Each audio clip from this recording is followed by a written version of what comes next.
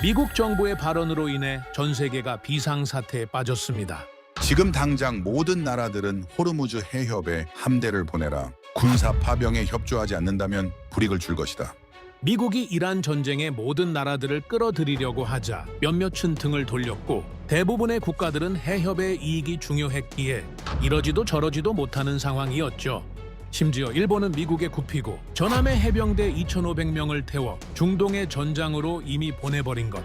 이때 이란이 초대형 발언을 터뜨리자 전 세계가 충격에 빠졌는데요. 한국 선박만 통과를 허용하겠다. 아니, 한국이 무기를 준 것도 막대한 금액을 지원한 것도 아닌데 말이죠. 하지만 이란 정부는 그 발언 뒤에 의미심장한 말을 덧붙였습니다. 전 세계가 별것도 아니라는 것을 한국은 해냈습니다. 사실상 그게 진짜 어려운 건데 말이죠. 과연 이란 외무장관의 이 발언 속에는 무슨 뜻이 숨겨져 있었고 한국만이 해낼 수 있었던 그것은 무엇이었을까요? 한국이 무려 반세기 전에 선택한 아무도 주목하지 않았던 약속을 지금 바로 낱낱이 공개하겠습니다. 이야기를 시작하기 앞서 사연 속의 제작에 힘이 되는 구독과 좋아요 부탁드립니다. 한국을 응원하신다면 대한민국 화이팅! 이라고 아래 댓글로 남겨주세요. 그날 아침 모든 것이 달라졌습니다. 한국 선박의 한 해 안전한 통과를 보장한다. 이란 외교부 장관이 공식 기자회견 자리에서 직접 발언한 내용이었습니다. 저는 바레인 해군 기지 인근의 취재 브리핑룸에서 그 말을 처음 들었을 때 통역이 잘못된 줄 알았습니다.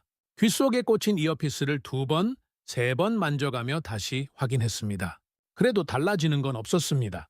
한국, 오직 그 단어만이 반복되고 있었습니다. 브리핑룸 안의 공기가 한순간에 얼어붙었습니다. 미군 장교들이 서로를 바라보았고 옆에 앉아있던 영국 기자가 볼펜을 손에 쥔 채 굳어버렸습니다. 누군가 낮은 목소리로 "저 발언 진짜야?" 라고 중얼거렸고 또 다른 누군가는 스마트폰을 꺼내 원문을 직접 검색하기 시작했습니다.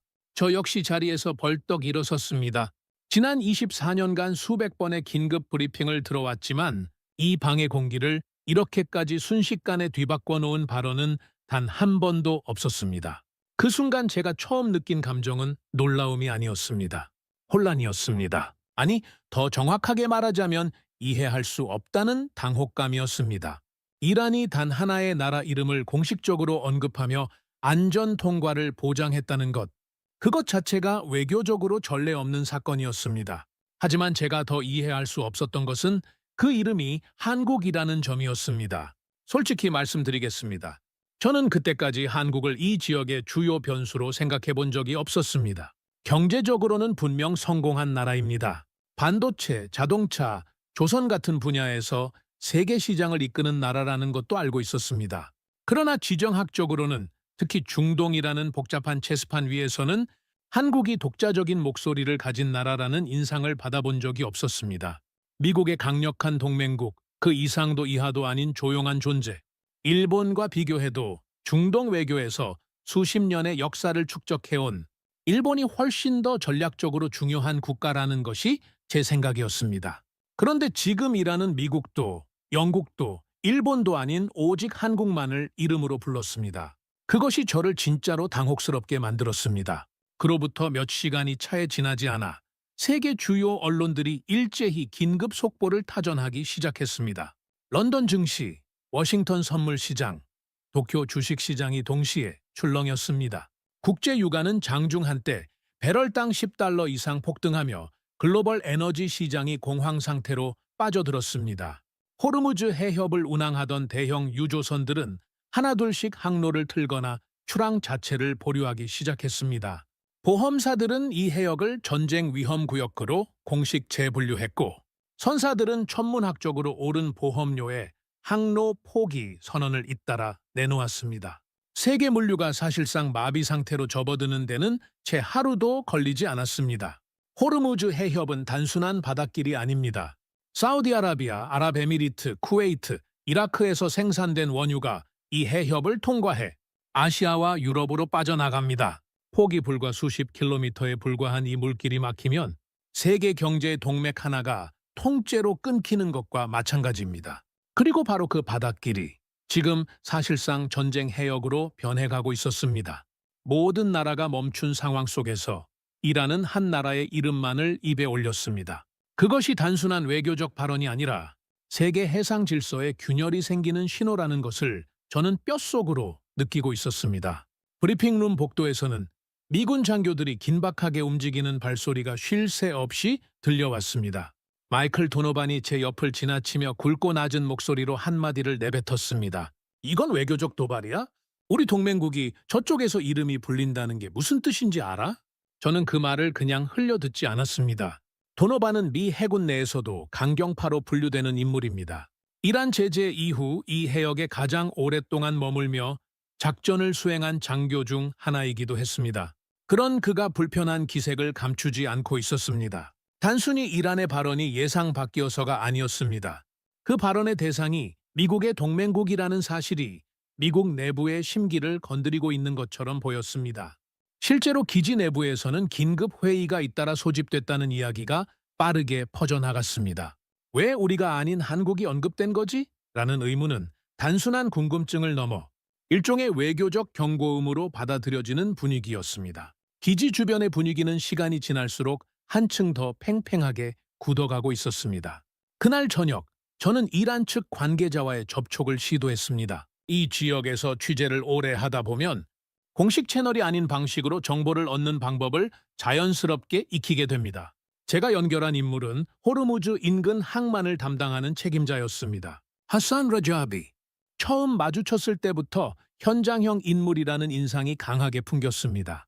수척하지만 눈빛은 단단했고 제가 이야기를 꺼내기도 전에 이미 제 의도를 꿰뚫고 있다는 느낌을 주는 인물이었습니다. 그는 저를 항구 근처의 작은 공간으로 불러들였고 저는 망설임 없이 본론으로 들어갔습니다. 왜 한국 선박만 허용한 겁니까? 하산은 한치의 머뭇거림도 없이 대답했습니다. 간단합니다. 그들은 우리를 배신하지 않았습니다. 처음에는 그 말이 그저 막연하게 들렸습니다. 하지만 그가 이어서 한마디를 덧붙였을 때 저는 등 뒤로 무언가가 서늘하게 지나가는 느낌을 받았습니다. 우리는 한국을 막을 이유가 없습니다. 배신하지 않았다. 그 표현이 머릿속에서 좀처럼 지워지지 않았습니다. 단순한 외교적 수사가 아니었습니다. 오랫동안 쌓인 감정이 그 말 안에 조용히 담겨 있는 것처럼 느껴졌습니다. 하산의 주변에 있던 이란 관계자들도 그 말에 고개를 끄덕였습니다. 누구 하나 반론을 제기하지 않았습니다. 당연하다는 표정이었습니다. 저는 그날 밤 오래도록 잠들지 못했습니다. 배신하지 않았다는 말이 머릿속에서 반복되고 또 반복됐습니다. 그 말이 대체 무엇을 의미하는지, 그 말이 어디에서 출발한 것인지 저는 반드시 알아내야 한다고 생각했습니다. 다음 날 아침, 저는 다시 하산을 찾아갔습니다. 밤새 준비한 질문들이 머릿속에 빽빽하게 차 있었습니다. 이번에는 더 직접적으로 묻기로 했습니다. 하산은 전날보다 더 편안한 표정으로 저를 맞았습니다. 마치 제가 다시 올 것을 이미 알고 있었다는 듯이요. 한국만 허용한 배경을 구체적으로 알고 싶습니다. 배신하지 않았다는 말만으로는 이해가 되지 않습니다. 하산은 잠시 하늘을 바라보다가 천천히 입을 열었습니다. 우리는 협상 중에 공격을 받았습니다. 저는 그 말이 단순한 수사가 아니라는 걸 직감했습니다. 2번이었습니다. 2번이나 대화의 테이블에 앉아 있을 때 상대는 그 뒤에서 우리를 겨냥했습니다. 하산의 목소리는 감정적으로 흔들리지 않았습니다. 오히려 그렇기 때문에 더욱 묵직하게 들렸습니다. 그가 말하는 상대가 누구인지 구체적으로 이름을 언급하지는 않았지만 이 자리에 있는 모든 사람이 알고 있었습니다. 협상 테이블이 뒤집힌 경험, 신뢰가 무너진 순간의 기억이 이란 내부에 얼마나 깊게 박혀 있는지를 저는 그 짧은 말 몇 마디에서 선명하게 읽어낼 수 있었습니다.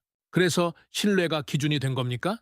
하산은 제 말에 고개를 끄덕였습니다. 우리에게 신뢰를 지킨 나라는 많지 않습니다. 한국은 그 적은 나라 중 하나입니다. 저는 그 순간 처음으로 이 상황이 단순한 군사 문제가 아닐 수도 있다는 생각을 하기 시작했습니다. 그날 오후 저는 전혀 예상치 못한 만남을 갖게 되었습니다. 중동 주재 한국 외교관 김현우. 그의 이름을 처음 들었을 때 솔직히 큰 기대를 하지 않았습니다. 분쟁 지역에서 만나는 외교관들은 대부분 소속 정부의 입장만 앵무새처럼 반복하거나 핵심을 교묘히 피해가는 말들만 늘어놓기 일쑤였으니까요. 그런데 김현우는 달랐습니다. 처음 마주쳤을 때 그는 놀랍도록 침착했습니다. 지금이 어떤 상황인지를 생각하면 그 침착함 자체가 오히려 낯설게 느껴질 정도였습니다. 긴장이 극한으로 달아오른 해협, 전 세계가 숨을 죽이고 지켜보는 외교적 뇌관, 한복판에서 그는 마치 오래된 공원 벤치에 앉아있는 사람처럼 표정 하나 흔들리지 않았습니다. 저는 단도직입적으로 물었습니다. 한국은 왜 예외가 된 겁니까? 김현우가 조용히 대답했습니다. 우리는 약속을 지켰습니다. 저는 그 말이 지나치게 간단하다고 느꼈습니다. 그게 전부입니까? 그는 잠시 생각하는 듯한 표정을 지었습니다. 그리고 아주 천천히 말을 이었습니다. 그게 전부입니다. 하지만 그게 가장 어렵습니다. 저는 그 순간 뭔가 반박하려 했습니다. 그러나 입이 쉽게 열리지 않았습니다. 약속을 지켰다는 말이 이상하게도 가볍게 들리지 않았기 때문입니다.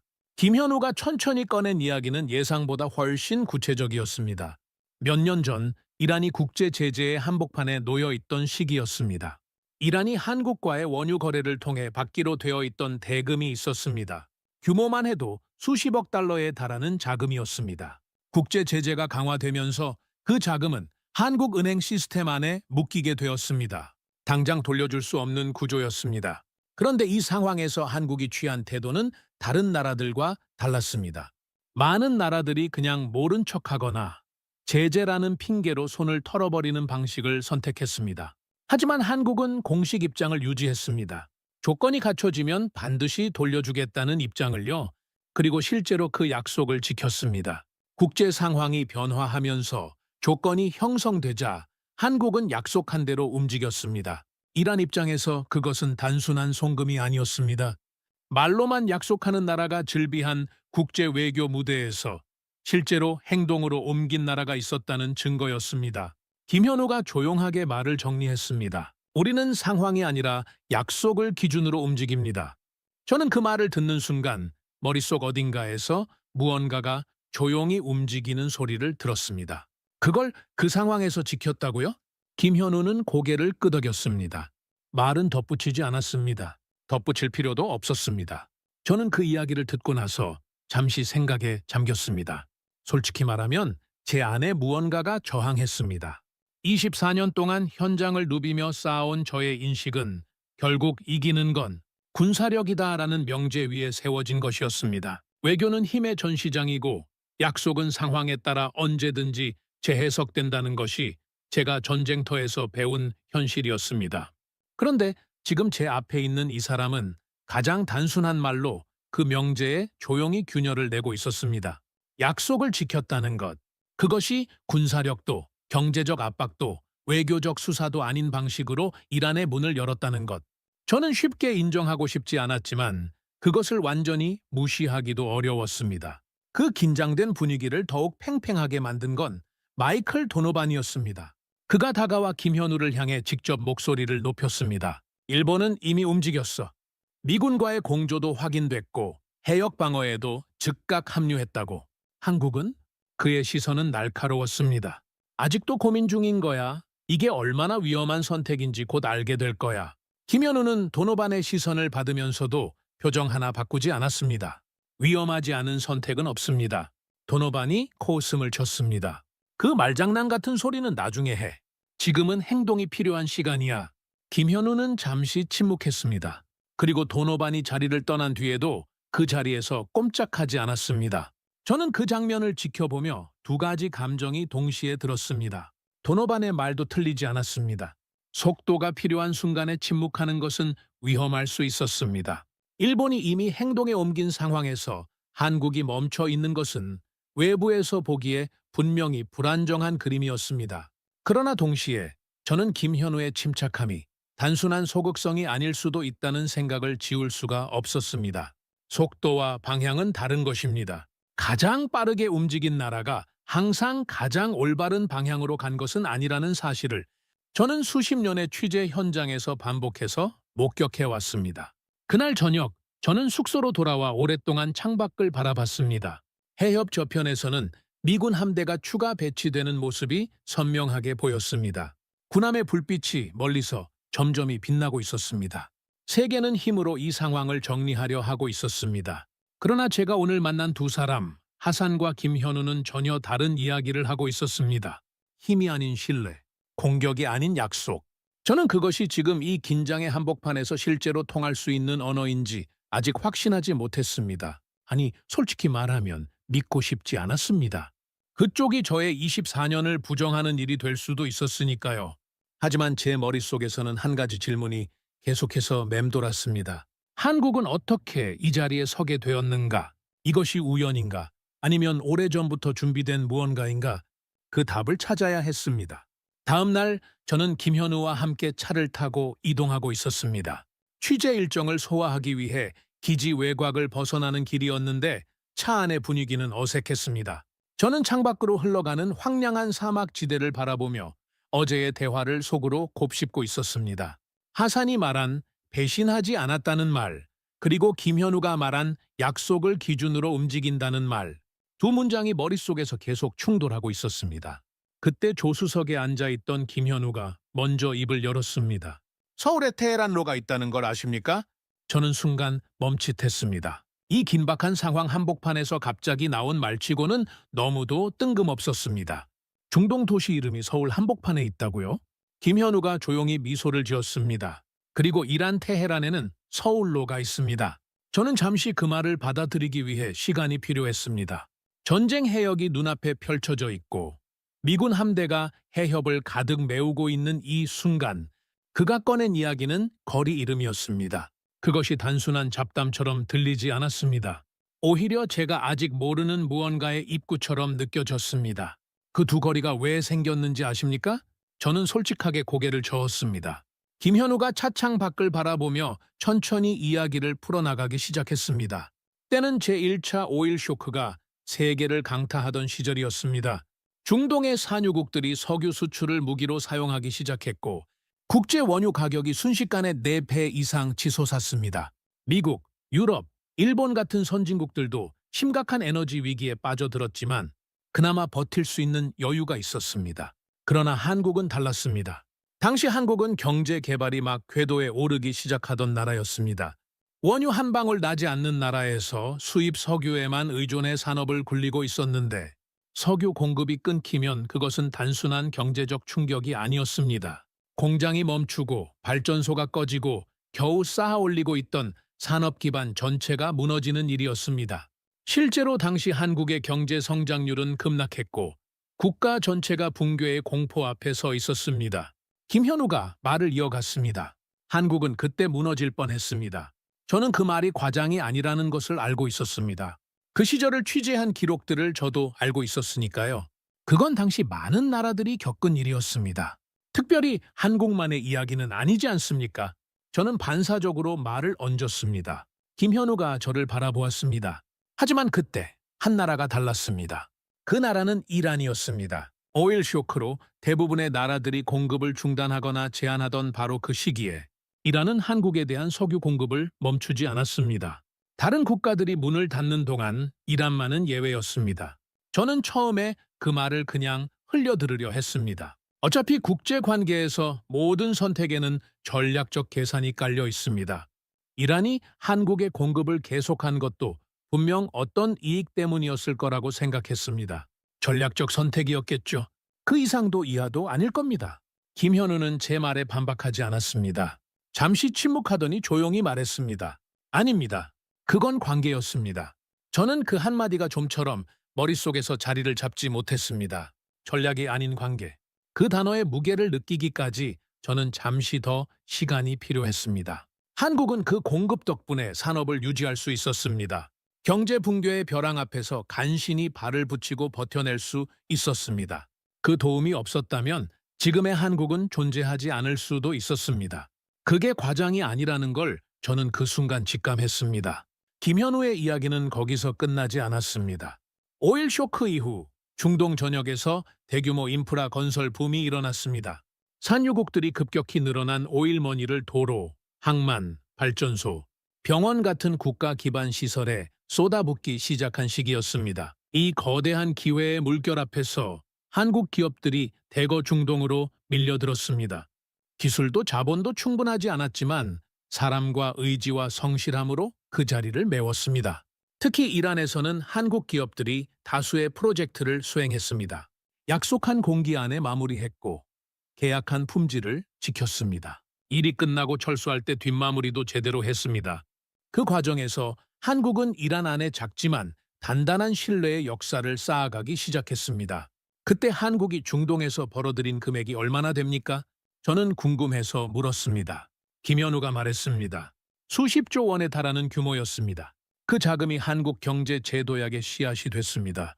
저는 잠시 머릿속으로 그 규모를 계산해 보았습니다. 이란이 위기의 순간에 한국을 살렸고 한국은 그 기회의 시기에 이란의 땅에서 일했습니다. 서로가 서로의 시간을 채워줬던 셈이었습니다.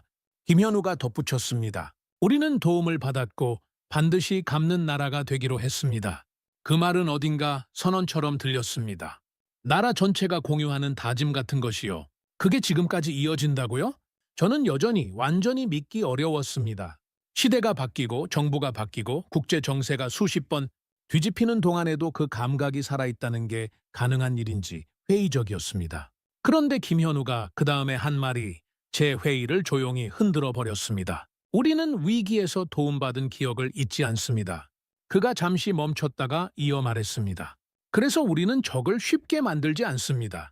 저는 차창에 기댄 채 한동안 아무 말도 하지 못했습니다. 테헤란로, 서울로 그 두 거리가 왜 만들어졌는지가 그제야 제대로 이해되기 시작했습니다. 그것은 단순한 도시 행정의 결과가 아니었습니다. 두 나라가 서로의 가장 힘들었던 시절을 함께 기억하겠다는 표시였습니다. 저는 처음으로 느꼈습니다. 한국이 이란에게 특별한 존재가 된 것은 어느 날 갑자기 생긴 일이 아니었습니다. 수십 년 전부터 조금씩 조용히 그리고 묵묵하게 쌓아온 역사가 있었습니다. 군사력으로 상대를 제압하는 방식도 경제적 압박으로 굴복시키는 방식도 아니었습니다. 단지 약속을 지키고 도움을 기억하고 적을 만들지 않겠다는 선택을 반복해온 것이었습니다. 저는 그 순간 처음으로 생각했습니다. 이건 외교가 아닐 수도 있다. 이건 철학이다. 차가 기지 근처에 멈춰섰을 때 저는 차 문을 열면서 한 가지를 더 물었습니다. 그 오래된 관계가 지금 이 순간까지 살아있다고 확신합니까? 김현우는 차에서 내리지 않은 차에 잠시 생각했습니다. 그리고 저를 바라보며 말했습니다. 하산이 그 말을 했잖습니까? 저는 그 말의 의미를 되새겼습니다. 그들은 우리를 배신하지 않았다. 하산은 그 말을 망설임 없이 했습니다. 오랫동안 준비된 답처럼 당연한 사실을 말하는 것처럼요. 그것이 이제는 다르게 들렸습니다. 외교관이 쓰는 수사가 아니라 수십 년의 기억이 쌓인 문장이었습니다. 저는 그날 저녁 다시 긴 밤을 보냈습니다. 이번에는 잠들지 못한 이유가 달랐습니다. 이전까지는 왜 한국인가라는 질문이 저를 붙잡고 있었습니다. 그런데 지금은 나는 지금까지 무엇을 보지 못했는가라는 질문이 더 크게 자리를 차지하고 있었습니다. 다음 날 아침 기지 안의 분위기는 하루 사이에 한층 더 무거워져 있었습니다. 미군 작전실 주변에는 고위 장교들의 이동이 부쩍 잦아졌고 외부 기자들의 취재 구역은 더욱 좁혀졌습니다. 저는 아침 일찍 도노반을 찾아갔습니다. 어젯밤 내내 머릿속을 맴돌았던 생각들을 그의 시각으로 한 번 더 검증해보고 싶었습니다. 도노반은 작전 지도 앞에 서서 무언가를 검토하고 있었는데 제가 들어서자 고개도 들지 않은 채 먼저 말을 꺼냈습니다. 이란 말을 믿는 거야? 저는 대답하지 않았습니다. 도노반이 지도에서 눈을 떼고 저를 바라봤습니다. 그건 순진한 게 아니야? 위험한 거야. 그의 목소리는 낮지만 단호했습니다. 24시간 안에 이란이 입장을 바꿀 수도 있어. 협상 테이블에서 웃으면서 뒷문으로 칼을 꺼내드는 게 저쪽 방식이야. 그걸 24년 동안 봐왔으면서 모르진 않겠지? 저는 그 말이 완전히 틀렸다고 말할 수 없었습니다. 도노반이 지금까지 이 지역에서 쌓아온 경험은 저 못지않게 두꺼운 것이었습니다. 그가 이란을 경계하는 데는 이유가 있었습니다. 바로 그날 오전 뉴스 속보가 하나 터졌습니다. 일본이 중동 해역으로 병력 파견을 공식 결정했다는 내용이었습니다. 미군과의 공조 체계도 즉각 가동했습니다. 도노반이 뉴스를 확인하자마자 저를 향해 말했습니다. 저게 정상적인 동맹의 모습이야. 비웃는 듯한 톤이었지만 완전히 틀린 말도 아니었습니다. 일본은 상황이 터지자 즉각 움직였습니다. 분석하고 검토하고 따지는 대신 행동으로 입장을 표명했습니다. 그에 비해 한국은 아직까지 공식 입장을 내놓지 않고 있었습니다. 저는 솔직히 그 순간 일본의 행동이 더 신뢰할 수 있는 선택처럼 보였습니다. 동맹은 말이 아니라 행동으로 증명되는 것이고 위기의 순간에 옆에 서는 것이 진짜 동맹의 가치라는 논리는 저도 취재 현장에서 수없이 확인해온 것이었습니다. 확실히 일본이 더 안정적인 선택인 건 사실입니다. 저는 도노반에게 그 말을 했습니다. 도노반이 고개를 끄덕였습니다. 한국은 지금 줄타기를 하고 있어. 한쪽에는 미국이 있고 다른 쪽에는 이란 눈치를 보고 있어. 그 줄이 얼마나 위험한 건지 곧 알게 될 거야. 오후 들어 저는 김현우를 다시 찾았습니다. 도노반과 나눈 이야기를 그에게 그대로 전했습니다. 부드럽게 포장하지 않고 있는 그대로 말했습니다. 지금 미국은 한국의 태도를 매우 불편하게 보고 있습니다. 일본이 즉각 행동에 나선 상황에서 한국이 침묵하고 있는 것이 동맹 관계에 균열을 만들 수도 있다는 우려도 있습니다. 솔직히 저도 그 우려를 완전히 무시하기가 어렵습니다. 김현우는 제 말을 끝까지 들었습니다. 그리고 짧게 물었습니다. 지금 상황이 중립을 선택할 수 있는 상황으로 보이십니까? 저는 순간 당황했습니다. 한국이 지금 중립이라고는 생각하지 않습니다. 하지만 행동이 없으면 중립으로 보일 수 있습니다. 김현우가 고개를 저었습니다. 우리는 중립이 아닙니다. 그럼 뭡니까? 우리는 선택을 늦추는 겁니다. 저는 그 말이 이해되지 않아서 미간을 좁혔습니다. 김현우가 이어서 말했습니다. 급하게 선택하는 쪽이 항상 옳은 방향은 아닙니다.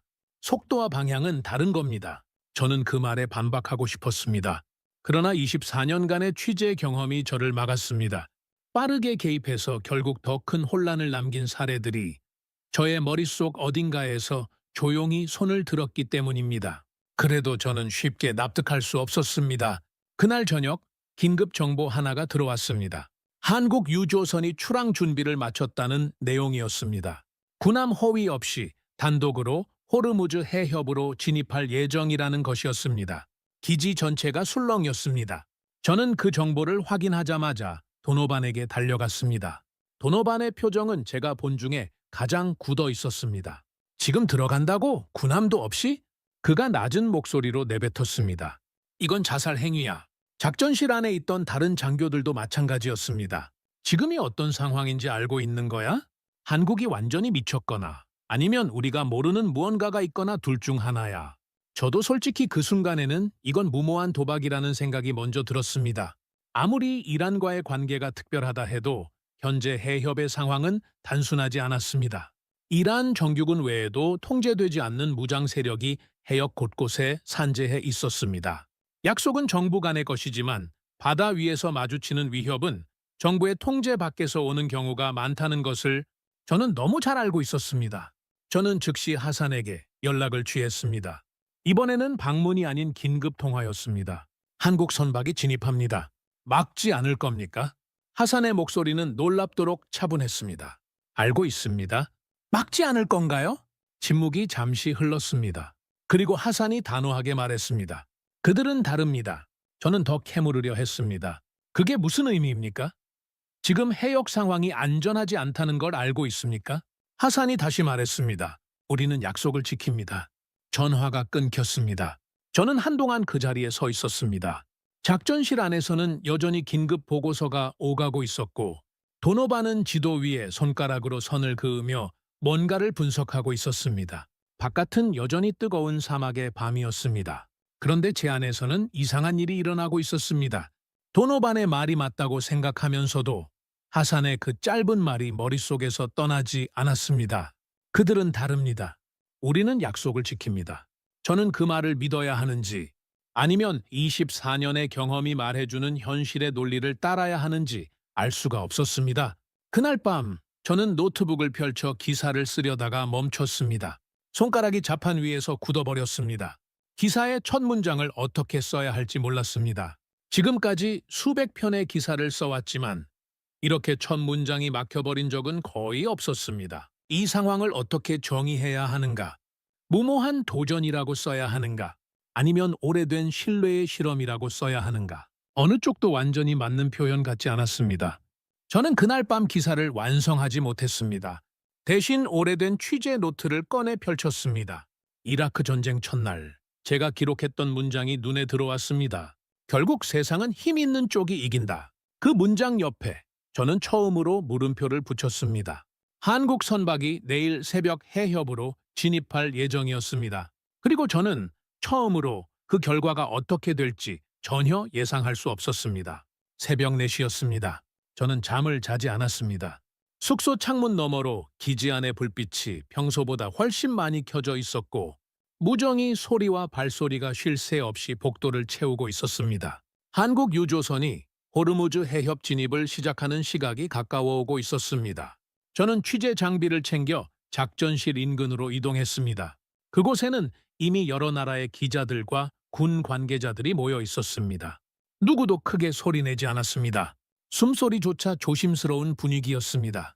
도노반이 모니터 앞에 서서 팔짱을 낀 채 화면을 응시하고 있었습니다. 그의 옆에 있던 젊은 장교가 낮은 목소리로 보고했습니다. 선박 진입 시작 확인됩니다.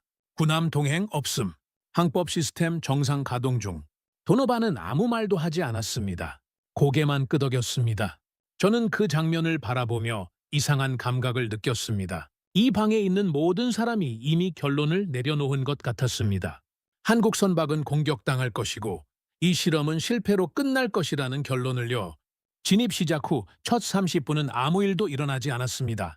해협 내 이란 측 움직임 없음. 통신 정상. 선박 속도 일정. 도노반이 처음으로 입을 열었습니다.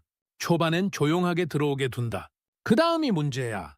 옆에 있던 장교들이 고개를 끄덕였습니다. 저도 그 판단이 틀렸다고 말할 수 없었습니다. 중동에서 벌어지는 긴장 국면은 대부분 처음은 조용했습니다. 경고 없이 시작되는 충돌이 얼마나 많았는지를 저는 수십 번의 취재 현장에서 확인해 왔습니다. 1시간이 지났습니다. 여전히 아무 일도 없었습니다. 작전실 안의 공기가 묘하게 달라지기 시작했습니다. 이상하다. 누군가 조용히 말했습니다. 도노반의 표정이 처음으로 흔들렸습니다. 굳게 잠겼던 눈빛이 잠깐 흔들리는 것이 보였습니다. 저는 그 순간을 놓치지 않았습니다. 이상하다고 느끼십니까? 도노반이 짧게 대답했습니다. 아직 아무것도 아니야. 그러나 그의 목소리에서 이전의 확신이 살짝 빠져나간 것이 느껴졌습니다. 2시간 후 결정적인 정보가 들어왔습니다.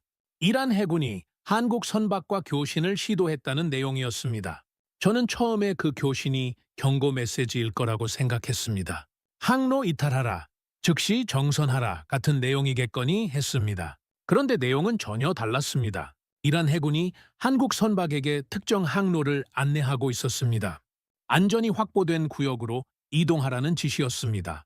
공격이 아니었습니다. 안내였습니다. 작전실 안이 순식간에 조용해졌습니다. 저도 귀를 의심했습니다. 지금 이란이 호위하고 있는 겁니까? 제 옆에 있던 통역관이 조심스럽게 고개를 끄덕였습니다. 도노반은 그 보고를 받고 한동안 아무 말도 하지 않았습니다. 지도 앞에서 팔짱을 풀고 두 손을 테이블 위에 내려놓았습니다. 그 작은 동작 하나가 이 방 안에 있는 모든 사람에게 무언가를 말해주는 것 같았습니다. 예상 밖이다. 계산이 틀렸다. 저는 모니터 화면을 응시하며 이 순간이 단순한 해프닝이 아니라는 것을 직감했습니다. 세계 최초로 군사적 호위 없이 전쟁 해역을 통과하는 상업 선박, 그리고 그 선박을 적국의 해군이 직접 안내하는 장면, 이건 취재 현장에서 한 번도 목격한 적 없는 종류의 장면이었습니다. 그로부터 얼마 지나지 않아 저는 한국 선장 박진수와 교신을 연결할 수 있었습니다. 위성통신이라 음질이 썩 좋지 않았지만 그의 목소리는 선명하게 들렸습니다. 담담한 목소리였습니다. 긴장이 없다는 게 아니었습니다. 긴장 위에 더 단단한 무언가가 얹혀 있는 목소리였습니다. 저는 몇 가지를 확인한 뒤 가장 중요한 질문을 던졌습니다. 지금 이 상황을 어떻게 보고 계십니까? 박진수 선장이 잠시 침묵했습니다. 그리고 말했습니다. 우린 싸우러 온 게 아닙니다. 저는 그 말을 받아 적었습니다. 그 다음 말이 이어졌습니다. 길이 있으면 가는 겁니다. 짧은 침묵이 있었습니다. 위성통신 특유의 미세한 잡음이 그 침묵을 채웠습니다. 그리고 선장이 덧붙였습니다. 그 길을 만든 건 우리가 아닙니다. 저는 그 마지막 말에서 손이 멈췄습니다. 그 길을 만든 건 우리가 아닙니다. 저는 그 말의 의미를 찾아 머릿속을 빠르게 뒤집었습니다. 선장은 지금 이 통과가 자신들의 용기나 능력 덕분이 아니라는 것을 말하고 있었습니다. 수십 년 동안 쌓아온 관계가 이 길을 만들었다는 것을요. 자신들은 그 길 위를 걷고 있을 뿐이라는 것을요.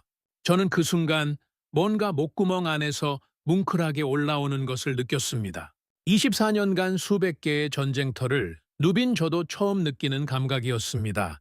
작전실 밖으로 나오자 동이 트기 시작하고 있었습니다. 사막의 하늘은 주황빛과 보랏빛이 뒤섞인 색으로 물들어 있었습니다. 저는 그 색을 멍하니 바라보며 한동안 서 있었습니다. 내 머릿속에서는 여전히 박진수 선장의 목소리가 반복되고 있었습니다. 총성은 없었습니다. 폭발도 없었습니다. 위협도 없었습니다. 단지 한 척의 배가 조용히 해협을 지나고 있었습니다. 그런데 그 조용함이 오히려 그 어떤 총성보다 더 크게 울렸습니다. 저는 다시 노트를 꺼냈습니다. 어젯밤 첫 문장을 쓰지 못하고 닫아뒀던 그 노트였습니다. 이번에는 손이 멈추지 않았습니다. 저는 썼습니다. 세계는 총을 들고 길을 열려 했다. 하지만 한국은 이미 길을 만들어 놓고 있었다. 선박이 해협 중간 지점에 도달했을 무렵이었습니다. 저는 작전실 인근에서 실시간 동향을 주시하고 있었고 주변 분위기는 한결 풀어진 상태였습니다. 이란이 안내를 제공하고 있다는 사실이 확인된 이후로 공격 가능성에 대한 긴장이 조금씩 가라앉고 있었습니다. 도노반조차도 팔짱을 풀고 커피 한 잔을 손에 쥐었습니다. 그때였습니다. 긴급 경보음이 작전실을 가득 채웠습니다. 저는 반사적으로 모니터 쪽으로 시선을 고정했습니다. 화면에는 선박 주변 해역의 레이더 영상이 실시간으로 펼쳐지고 있었고 그 위에 여러 개의 붉은 점이 빠르게 이동하고 있었습니다. 고속보트 다수 접근 확인, 신원 비상, 젊은 장교의 보고 목소리가 작전실을 꿰뚫었습니다. 도노반이 손에 들고 있던 커피잔을 테이블에 내려놓으며 자리에서 일어섰습니다. 저건 이란 정규군이 아니야. 그의 목소리는 다시 날카로워졌습니다. 통제박 세력이다. 저는 그 순간 등줄기가 서늘해지는 것을 느꼈습니다. 중동에서 이란 정규군보다 더 위험한 것이 무엇인지 저는 너무 잘 알고 있었습니다. 정규군은 명령체계가 있고 상부의 결정을 따릅니다. 그러나 통제박 무장 세력은 다릅니다. 그들은 명령을 받지 않습니다. 상황에 따라 독자적으로 움직이고 때로는 그 어떤 예측도 불가능한 방식으로 행동합니다. 이란 정부가 한국 선박의 안전을 보장했다 해도 이 세력들에게는 그 약속이 통하지 않을 수 있었습니다. 도노반이 낮게 말했습니다. 이게 진짜 중동이야. 이제 시작이야. 작전실 안의 분위기가 순식간에 얼어붙었습니다. 저도 그 말을 반박하지 않았습니다. 모니터 위에서 붉은 점들이 선박을 향해 빠르게 좁혀오고 있었습니다. 몇 분이 지나지 않아 외신 속보가 연달아 터지기 시작했습니다. 세계 주요 언론들이 한국 선박 위협 상황이라는 제목으로 속보를 내보내기 시작했습니다. 전문가들의 코멘트도 쏟아졌습니다. 예상된 결과다. 비군사 전략의 한계가 드러났다. 이란 정부와의 협력만으로는 해상 안전을 보장할 수 없다. 여론은 급격히 기울기 시작했습니다. 그 속보들을 실시간으로 받아보면서 저는 묘한 감각을 느꼈습니다. 반박하고 싶다는 충동과 그 반박이 성급할 수 있다는 자제심이 동시에 올라오고 있었습니다. 저는 취재 노트를 덮고 모니터만 응시했습니다. 선박과의 교신이 불안정해지기 시작했습니다. 잡음이 늘어났고 응답 강역이 벌어졌습니다. 작전실 안에서 누군가 낮게 말했습니다. 연결이 흔들린다. 도노반이 명령을 내리려는 듯 입을 열었다가 멈췄습니다. 그는 이 상황에서 미국이 개입할 명분도 적절한 방식도 아직 정해지지 않았다는 것을 알고 있었습니다. 한국이 군사 지원을 요청하지 않은 상태였고 미국이 먼저 개입하는 것은 또 다른 외교적 복잡성을 만들어낼 수 있었습니다. 저는 그 순간 이 상황을 어떻게 기사로 써야 하는가를 생각조차 하지 않았습니다. 그냥 화면을 보았습니다. 붉은 점들이 더 가까워지고 있었습니다. 이건 끝이다. 그 생각이 머릿속을 스쳤습니다. 수십 년의 경험이 이 장면의 결말을 이미 알고 있다라고 말하고 있었습니다. 저는 눈을 감았습니다. 박진수 선장의 목소리가 다시 귓가에 울렸습니다. 길이 있으면 가는 겁니다. 그때였습니다. 작전실 안에서 누군가가 갑자기 소리쳤습니다. 교신 재개 확인. 저는 눈을 떴습니다.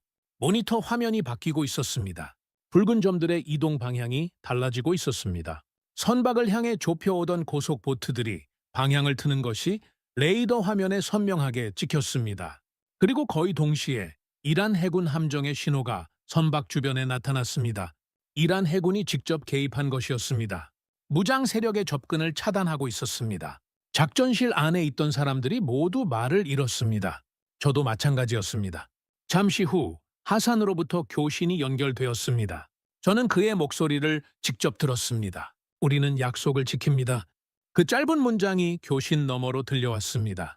그리고 그가 한마디를 더 얹었습니다. 이건 우리의 책임입니다. 저는 교신이 끊기고 나서도 한동안 그 자리에 굳어 있었습니다. 도노반이 천천히 자리에 앉았습니다.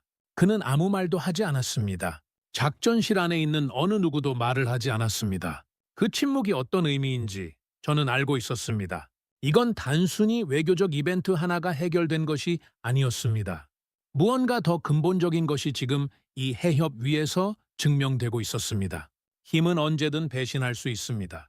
상황이 바뀌면 약속이 흔들리고 이익이 달라지면 편이 바뀌는 것이 국제관계의 현실이었습니다.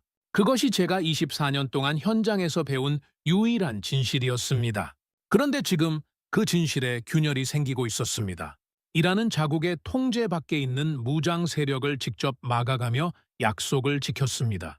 그것은 단순한 외교적 계산이 아니었습니다. 그렇게 해야 할 의무도 없었습니다. 그런데 움직였습니다. 저는 그날 밤 처음으로 생각했습니다. 신뢰는 끝까지 지켜질 수도 있다는 것을요. 속보가 전 세계로 타전된 것은 선박이 해협을 완전히 통과한 직후였습니다.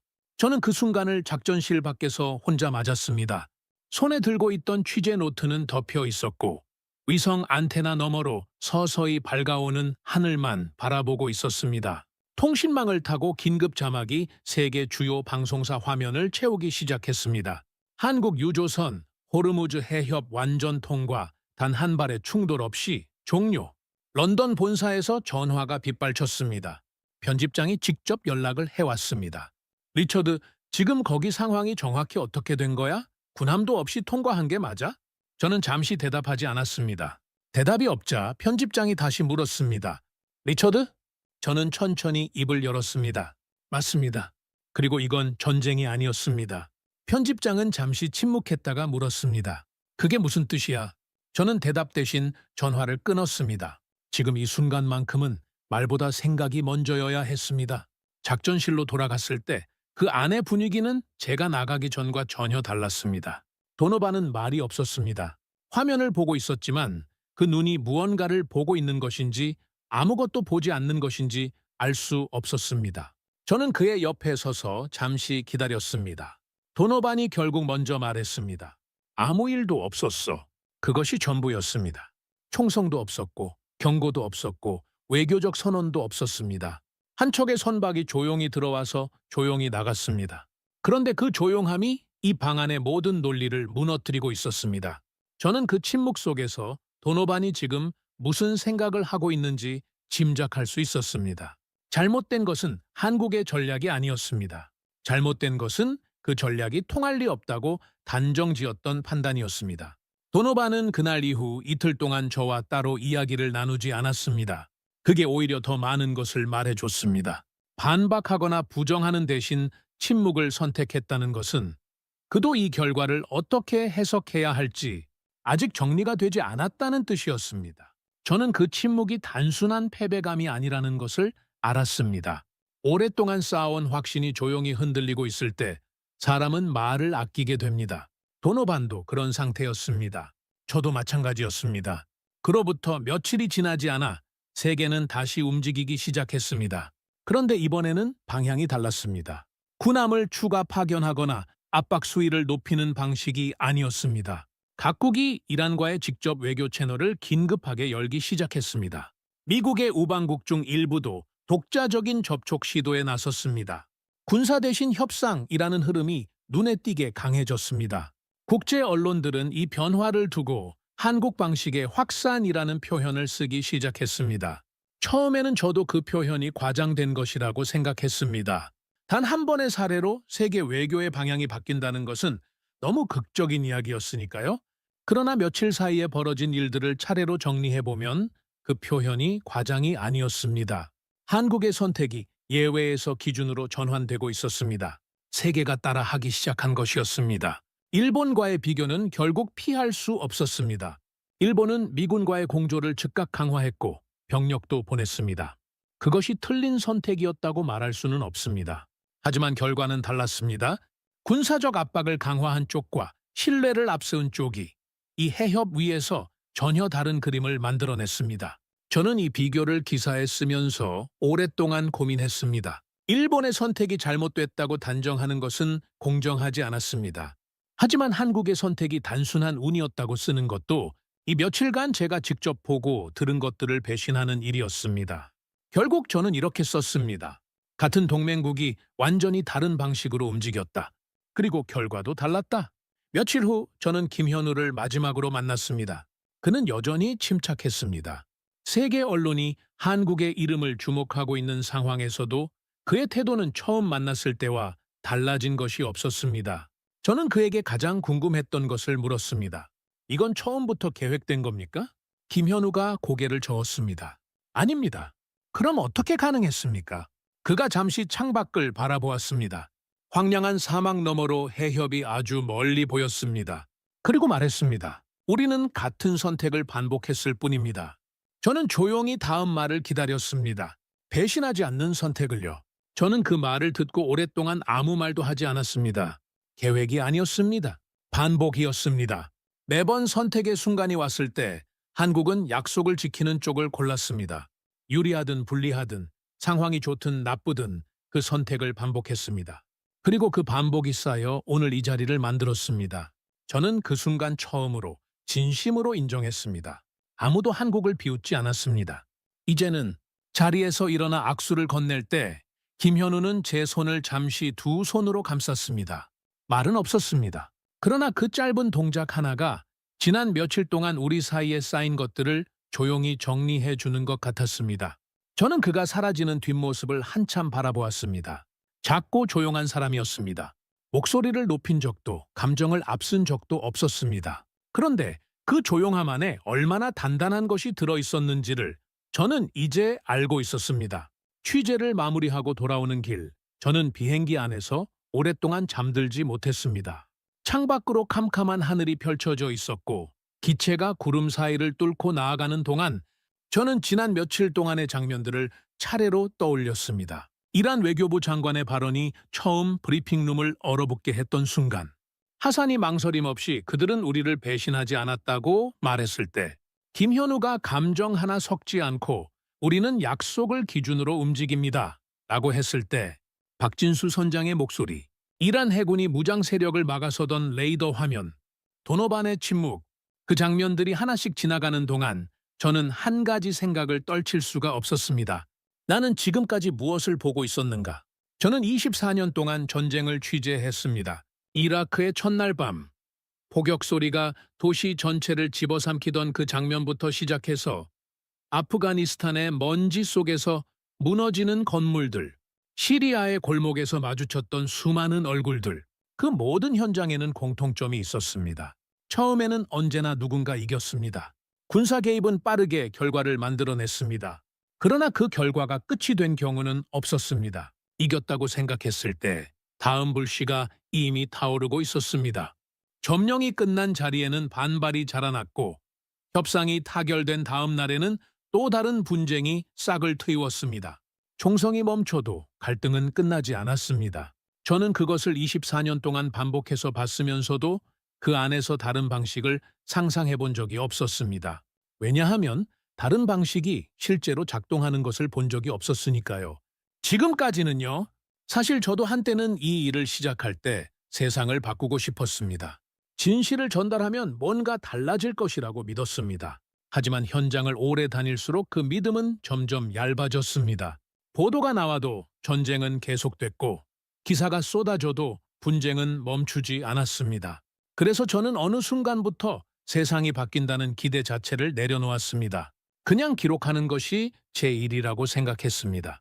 그런데 이번에는 달랐습니다. 저는 처음으로 취재 현장에서 무언가 다른 결말을 목격했습니다.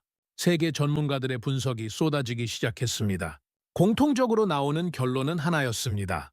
한국의 성공은 우연이 아니라는 것. 수십 년에 걸쳐 쌓아온 신뢰의 역사가 이 결과를 만들었다는 것. 오일 쇼크 시절의 기억, 건설 붐 시절의 약속, 제재, 국면에서의 태도, 그 모든 것이 하나의 방향을 향해 일관되게 쌓여왔다는 분석이었습니다. 저는 그 분석들을 읽으며 고개를 끄덕였습니다. 그러나 분석만으로는 설명되지 않는 것이 하나 있었습니다. 왜 한국은 그 선택들을 반복할 수 있었는가? 상황이 불리할 때도, 압박이 거셀 때도, 다른 나라들이 손을 털고 나갔을 때도 한국은 왜 그 자리를 지켰는가? 저는 그 답을 김현우의 말에서 이미 들었습니다. 우리는 위기에서 도움받은 기억을 잊지 않습니다. 그것이 전부였습니다. 기억, 그리고 그 기억에서 비롯된 선택의 반복. 마지막으로 김현우와 나눴던 대화가 다시 떠올랐습니다. 저는 그에게 한 가지를 더 물었었습니다. 한국은 왜 싸우지 않습니까? 김현우가 답했습니다. 싸우지 않기 위해 준비합니다. 저는 그 말을 처음 들었을 때 말장난처럼 느꼈습니다. 그러나 지금 생각해보면 그것은 전혀 다른 차원의 이야기였습니다. 싸우지 않겠다는 것은 회피가 아니었습니다. 싸우지 않아도 되는 상황을 만드는 것. 그것이 가장 어렵고 가장 긴 준비를 필요로 하는 전략이었습니다. 총 한 방 없이 해협을 통과한 것이 그 전략의 결과였습니다. 적을 만들지 않겠다는 결정을 수십 년 동안 반복한 것이 아무도 예상하지 못한 방식으로 힘이 되어 돌아온 것이었습니다. 김현우가 덧붙였던 말이 귓가에 다시 울렸습니다. 싸우지 않고 끝내는 게 가장 어렵습니다. 저는 그제야 그 말의 무게를 온전히 이해했습니다. 비행기가 구름 위로 완전히 올라서자 창밖으로 별이 보이기 시작했습니다. 저는 취재 노트를 펼쳤습니다. 가장 마지막 페이지에 저는 천천히 글을 썼습니다. 나는 처음에 한국을 이 지역의 변수로 보지 않았다. 한국은 돈은 있지만 지정학적 존재감이 약한 나라라고 생각했다. 미국 뒤에 붙어 있는 조용한 동맹국이라고 생각했다. 하지만 이제는 안다. 저는 잠시 멈췄다가 마지막 문장을 완성했습니다. 그들은 전쟁을 피한 게 아니었다. 전쟁을 끝낸 것이었다. 노트를 덮고 나서도 한동안 그 문장이 머릿속에 남아 있었습니다. 24년 동안 수백 편의 기사를 쓰면서 이렇게 손이 멈추지 않고 술술 써진 마지막 문장은 처음이었습니다. 그게 무엇을 의미하는지 저는 알고 있었습니다. 믿고 싶어서 쓴 문장이 아니라 믿게 되어서 쓴 문장이었습니다. 맨체스터의 11월은 늘 비가 잤습니다. 귀국한 지 며칠이 지난 어느 저녁, 저는 사무실 창가에 서서 빗소리를 들으며 기사의 마지막 단락을 완성하고 있었습니다. 강한 나라는 싸워서 이깁니다. 저는 그것을 24년 동안 믿어왔습니다. 그러나 이번에 저는 다른 것을 보았습니다. 싸우지 않고 상황을 끝내는 나라, 약속을 지키는 것이 무기가 되는 나라, 적을 만들지 않는 것이 전략이 되는 나라. 그 나라의 이름은 한국이었습니다. 저는 기사를 저장하고 창밖 빗속을 한참 바라보았습니다. 24년의 경험이 만든 제 안에 어떤 벽이 조용히 허물어지고 있었습니다. 세계는 한국을 따라하기 시작했습니다. 그 순간부터 한국은 더 이상 따라가는 나라가 아니었습니다. 저는 오랫동안 전쟁을 취재해왔습니다. 언제나 결론은 같았습니다. 총성이 멈춰도 갈등은 끝나지 않았습니다. 하지만 이번에는 달랐습니다. 한국은 싸우지 않았습니다. 대신 관계를 지켰고 약속을 지켰고 결국 길을 열었습니다. 저는 이제 확신합니다. 진짜 강한 나라는 전쟁을 잘하는 나라가 아니라 전쟁을 끝낼 줄 아는 나라라는 것을. 여러분은 이 이야기를 들으시면서 어떤 장면이 가장 마음에 남으셨나요? 한국은 가장 어려웠던 시절, 도움받은 기억을 잊지 않고 수십 년에 걸쳐 신뢰를 쌓아온 나라입니다. 그 묵묵한 선택들이 세상에서 가장 위험한 바닷길을 조용히 열어낸 것처럼 오늘도 한국은 말보다 행동으로, 힘보다 신뢰로 세계 속에 자신의 자리를 만들어가고 있습니다. 구독과 좋아요로 응원해 주시면 더욱 재미있는 이야기로 찾아뵙겠습니다. 해외 감동 사연을 소개해드리는 스페셜 코리아였습니다. 감사합니다.